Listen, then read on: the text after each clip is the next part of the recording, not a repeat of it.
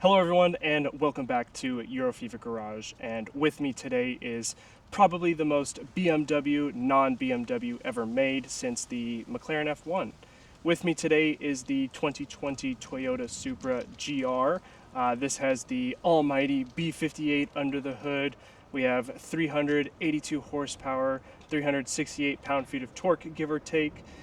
As you can see, the car is not stock anymore, so those figures may have changed a little bit. We'll get into those modifications later, but let's just take this in for a moment and appreciate what Toyota and BMW have blessed the automotive world with.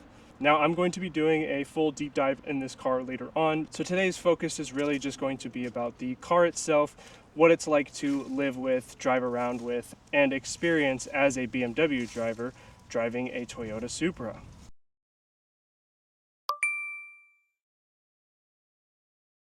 All right, under the hood of this car, we have God's engine, the B58. This is the full fat M340 engine. So this has the 382 horsepower, 368 pound-feet of torque stock.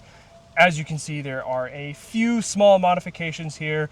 Even though it's not necessary on the B58s, a charge pipe is always going to be beneficial, even if it doesn't pop on you like it did on the N55s. It looks cool. I love the red accents, so I'm not going to ding in any points.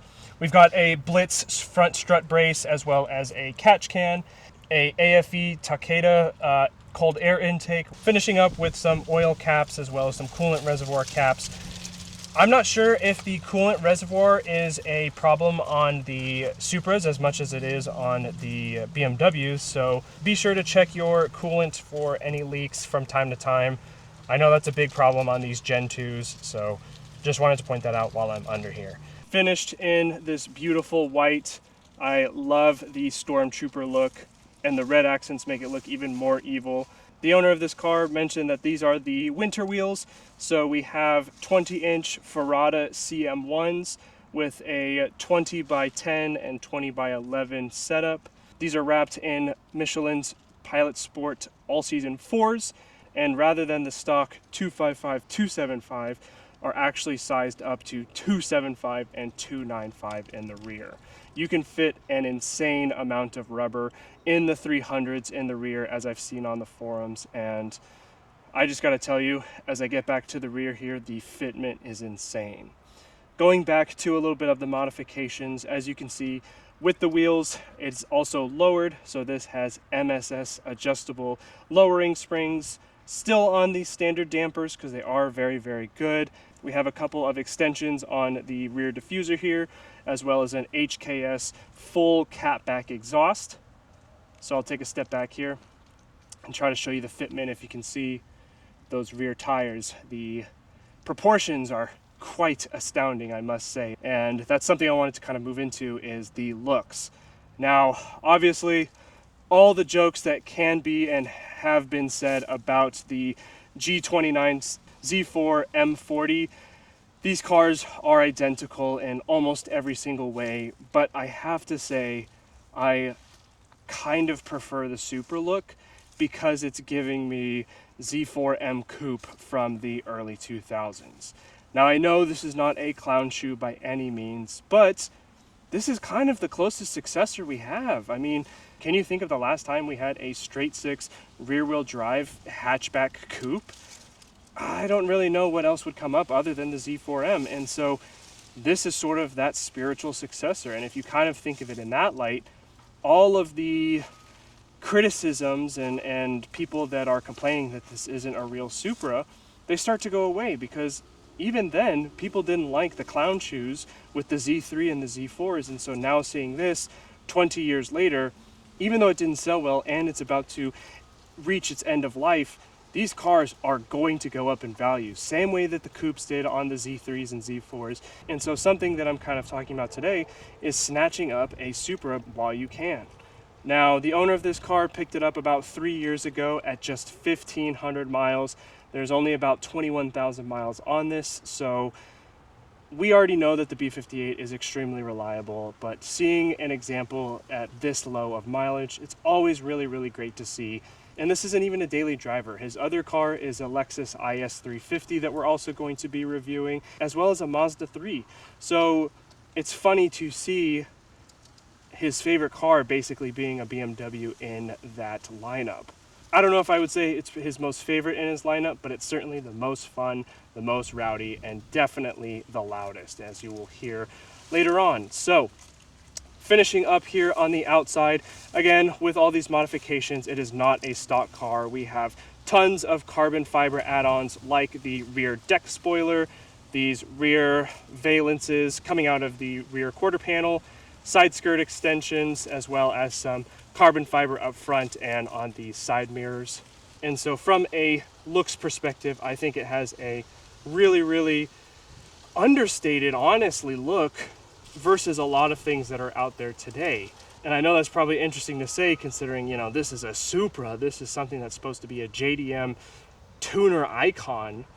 I feel like it's a little understated, and I say that in a good way, in a complimentary way, because it could absolutely have been more creases, more angles, and just weird vents all over the place, as I say with two vents here that are fake, but I digress. It feels almost concept car-y, because it is. I mean, if you go back and look at the prototypes back in 2014 with the FT1, it's a great looking car. And so finishing up on the outside, would be curious to know what you guys think. Is this something that really appeals to you? Do you like the look of it? Do you feel like it's something that would be pretty useful to you? So with that, let's hop on the inside and talk a little bit about the cabin as well as some interior features. All right, hopping inside the 2020 Toyota Supra, and pardon the change of scenery, it was very tough to get proper lighting in here. It's very, very dark. And I bring that up because that is the first point I wanted to talk about inside the Supra, and that's going to be visibility. I don't know if you can tell, but the height at which all the windows to your immediate peripheries and in front of you are basically within 6 inches. And these back windows are almost completely useless. I mean, visibility is just not a strong suit in this car. Worse still, if you have a spoiler or a wing, if you can see in this rear view mirror, your rear visibility is pretty much non-existent. There's barely any height. You can't really see anything outside of your sides. But I would say the only saving grace here is the side mirrors. They are actually very, very wide. They are pretty much the same size as your M340s and similar vehicles. So you do have good visibility to your sides, but I think in a driver-focused car, they want you focusing on what's in front of you, not what's to your side and rear. But I digress. It is okay once you get used to it, but very, very stark contrast to even the Z4, which I would say has pretty decent visibility if you're used to driving smaller coupes and roadsters. But it's on that note that I actually wanted to talk about the coupe and hatchback of this car. It feels very much going back to the Z4 Roadster comparison that I said earlier. It feels very much like that, where having that huge space in the back allows you to actually hear your exhaust. And, you know, for the owner of this car who bought a pretty expensive catback and actually did basically a full exhaust system with the Active AutoWorks downpipe, you want to hear that. You paid a lot of money for it, and of course if you have the windows down you can hear it, but when I have my 4 Series back seats down, I can hear my exhaust, and in this car you get to hear it all the time. It's very mid-tone heavy, and I really like that you actually get to hear the car, especially when you start getting high up in the revs. If you're familiar with B58s, they just love to sing in those higher RPMs, and they have torque all the way through the rev range. Getting to hear your exhaust is kind of a benefit to that, right? You spent a lot of money, like I mentioned, and so you want to hear that. But the familiarities of BMW do not stop under the hood. In front of me, these buttons are identical to the F32s and of course any early G chassis cars. Cruise control is basically the same. This light switch panel is exactly the same on any G chassis car. I would say the piece de resistance here is going to be your AC and climate controls because you actually have buttons. Now obviously in 2019, 2020 when this car came out, buttons were still pretty apparent, but the trend of going to haptic screens and haptic buttons was definitely starting to take off. And so this is a very happy surprise. Getting to see those again, it's just it's a sight for sore eyes for sure. I really miss the iDrive controller like this in the new vehicles. Speaking on the iDrive, this is a reskinned version of iDrive 6, actually, which even when this came out was already a generation old. iDrive 7 had just come out, or iDrive 7 Lite had come out with the G35 series at the time, and so seeing this in 2025, which is now 3 generations old essentially, it's very responsive, it's very snappy. Toyota didn't do too much to actually change around much in terms of layout or features. It's basically just new font. You get a Supra right here under my vehicle and a couple things in there that just say Toyota instead of BMW. Moving on down here though, we actually have a gear selector, a very nice taut one. Of course, you could get the manual in 2023, so getting to have both options is always great. I will point out that if you do get the manual though, if you've seen Savage Geese's video and the throttle house and straight pipes, they talk about when you shift, you're going to hit any cups that you have in the cup holder. But of course, if you're in this car, you don't have to worry about that. Speaking on the gear shifter though, I'm noticing a missing letter here, and that is Sport. If you move this over to manual mode, you don't have it automatically a shift for you. So that's kind of interesting. I didn't notice that until I was kind of taking a look over the car earlier today. Manual and Sport is on the BMW models, but not on this one. So I guess they want you to be shifting it yourself if you put that over in Sport mode, or I guess manual mode in this case.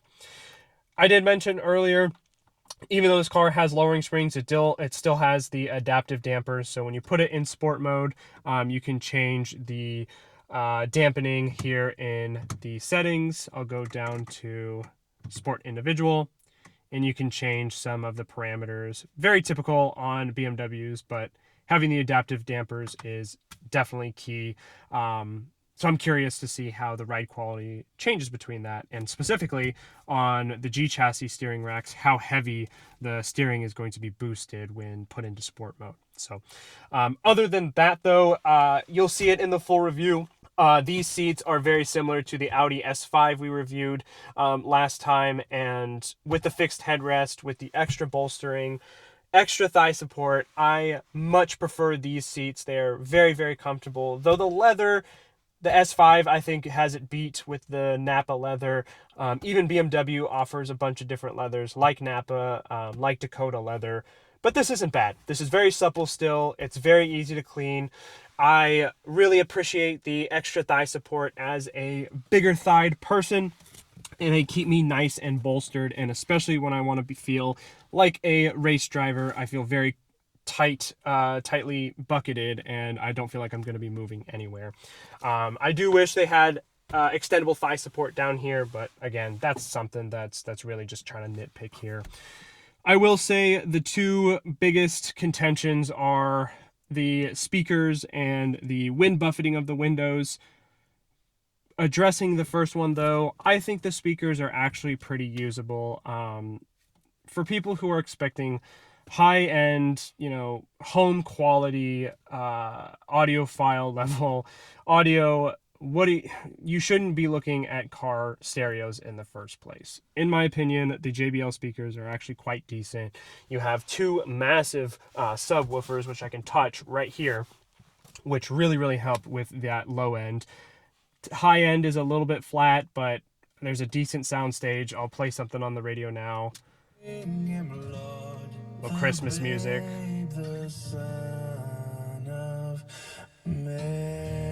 They sound good. The sound stage is pretty decent. Again, it's very usable, and I think it's a little bit blown out of proportion. So don't worry about the speakers, and I think people are, like I said, blowing it out of proportion. They sound very, very good for what they are. Wind buffeting, though, is a little bit of a problem. Just driving it around for a little bit, you could start to hear the wind noise right around the seals up here. And of course here with these aftermarket M-style wing mirrors, but that's okay. I was expecting that.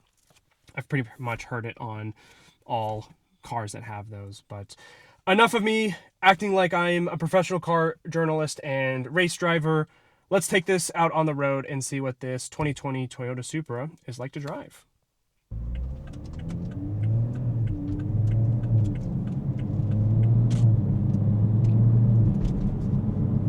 All right, so driving the 2020 Toyota Supra, and I don't know if you can hear it, but it is a little loud. But for a car this modified, just a quick refresher, the Active Auto Works high flow downpipe and HKS catback exhaust, it's pretty insulated in here for what I would expect in this type of sport coupe.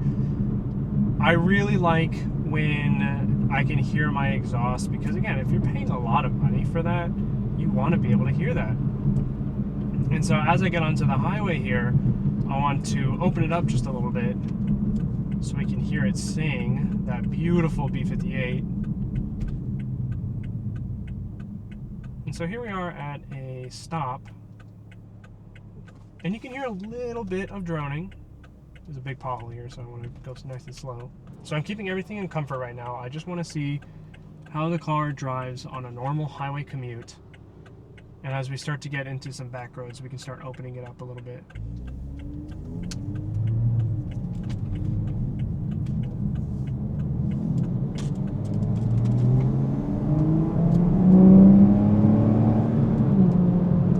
Wow. That induction noise is insane. The whole way you could hear that turbo spool. That was really, really cool. The exhaust, honestly, is not as loud as I thought. Now, again, I'm keeping these windows up because I don't want that buffeting to sort of mess with the audio, but I honestly thought it would be a little bit louder, and so I think it's sort of that mid-tone where it's just kind of constant rumble. You just always are hearing the exhaust, which I guess you're getting more for what you paid for, so I really like that. Cruise control is adaptive, like we mentioned, so we'll throw it down at about 65, 70. This only does adaptive distance. It will not do lane keep for you, so you can take your hands off the wheels, but it's not going to self-center. Just remember that when you're using it. Driving impressions otherwise, though, the dampening is actually really solid, and it's a very comfortable ride. It's a little bouncy. It feels very similar to the 4 Series in that the dampening is a little bit firmer, but again, it's expected at a car like this. Even though we're on 20s, they are non-run flats and they're very comfortable. You can hear a little bit of tire groaning there, but nothing that I would be annoyed about. More so the exhaust. I think that constant mid-tone rumble might get a little annoying. That visibility, though, man, it is something for sure. Even though I'm used to small coupes, I think this car definitely takes the cake for biggest, or in this case, smallest windows with the biggest blind spots. Sitting here with the car running at idle, the acoustics are really solid in here. I mean, I'm happy with how much insulation I have. Again, being a frameless sports coupe, I don't really have any complaints there. Better still, on the highway, fuel efficiency is great. Average right now is 26.5, and that's pretty much what I average on my 4-cylinder F32. Now on the highway, I'll get closer to 29 or 30, so that's fine. But I think being able to say you have 400 horsepower, still getting 30 miles to the gallon, I would be more than happy with that. Those 275s up front are not wandering at all. I know exactly where those tires are going, and they want to go straight. Which is surprising, because on the Audi, I did feel like they didn't want to go straight all the time. There was a little bit of wandering. I'll give it a little bit of a pull here.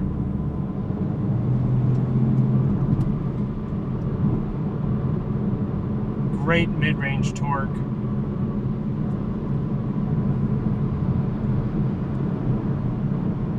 Yeah, not much fuss. really the only complaints I have are just the windows. The visibility to me is just a little too small. I really, really wish that there was just, you know, more visibility. It feels like a Camaro in here. The brakes feel good. They've got the 4 pistons up front, floating in the rear, but they're nice and chunky. I think they're about 14-inch rotors, 13.8 if I remember reading correctly. If you couldn't tell or notice, BMW's brake pads are super aggressive and are very dust heavy because of the metallics. So it's hard keeping any painted wheel clean. They end up looking brown. So as long as you stay on top of that, you're fine.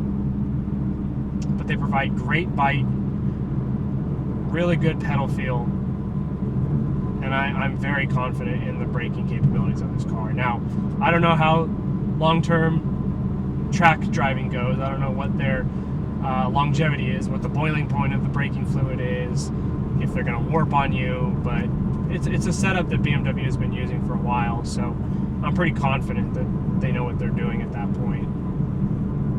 Oh, rubbing. As we're getting onto these lesser used and less maintained roads, it definitely gets a little bit more harrowing and harsher. But on top of that, we'll throw it in sport mode, we'll stiffen up the suspension, and we'll see what it's like. Nice and weighted steering, extremely heavy.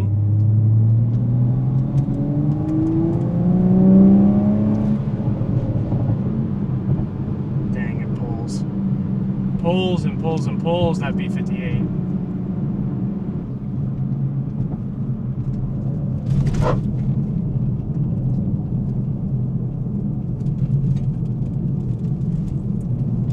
Nice and tight back road. Very bumpy, so I might move it back into comfort. It is a little too harsh for my liking, but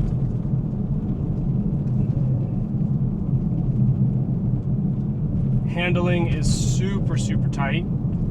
I would say a little over boosted for my liking, but that's just all G chassis steering racks.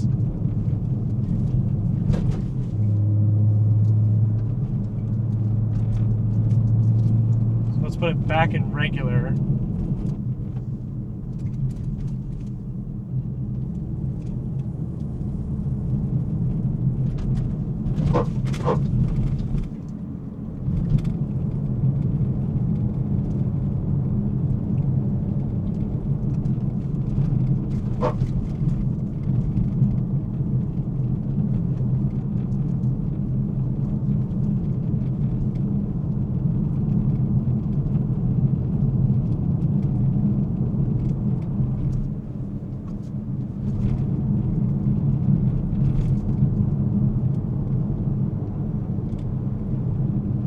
Pretty solid.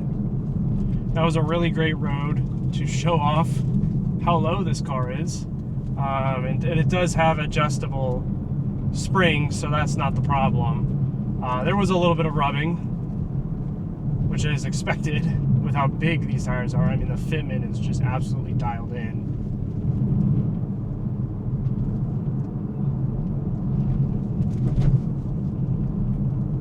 So yeah, I mean, this is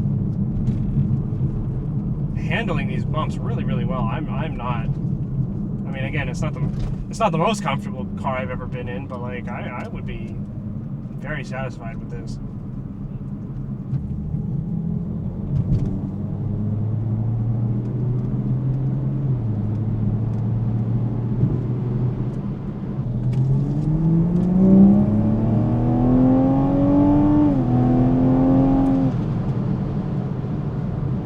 Still loses a little bit of grip. That was barely even a full full throttle, and it still wanted to lose that rear end. Very well planted, though. I am super confident in the traction control on these cars. You have to be smart about it. That's why we're seeing so many M340s and M3s in the ditches. Just please, please, please be responsible. I am by no means a professional driver, but I know my limits. I'm not going to push myself past my limits, especially in someone else's car. But I really like the power delivery. B58s are so smooth and so punchy at the same time. It's hard to describe how different they feel in different platforms. I mean, the Z4 and the Supra are tuned differently. Even Z4 to M340 are tuned differently. I know it's not the same power, but you look at an 840 and those have 335 horsepower. Again, that power delivery is different because the transmissions are tuned differently. They want that luxury feel over the more sport feel. So this B58 is such a potent power plant. And with just 21,000 miles, this thing is just not broken in. It needs to be driven.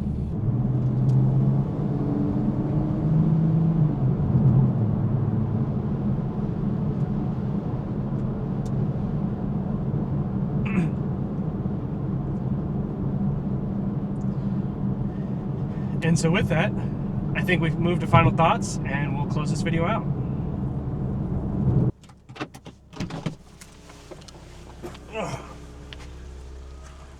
So, what do I think of the 2020 Toyota Supra? Well, if you wanted a modern interpretation of a Z4 clown shoe, this is your guy right here. Rear-wheel drive, straight six, manual, hatchback. I mean, that is the recipe that BMW perfected in the Z3 and the Z4. If you want to call this a M Light, I am all for it. But like an OG M2 with the N55, it's still an M car to an extent. It's about what the driving feel gives you. The Supra is, in my opinion, a little twitchy, a little too visceral, and with the visibility being so abysmal, I think that is just something that really hinders me wanting to buy one. All jokes aside, I think the Supra is the better of the two between the Z4. I really like what Toyota did with the car. It looks great, it sounds great, it's fuel efficient, it's reliable. You can't ask for much more. And so with that, I want to say thank you so much for watching this review of the 2020 Toyota Supra. As always, I'm your host Donovan of Eurofever Garage. Don't forget to check out our other reviews up here. Don't forget to subscribe down here and leave a like and a comment for the YouTube algorithm. We'd really appreciate it. Other than that, thank you so much for watching, and until next time, see you guys later. Bye.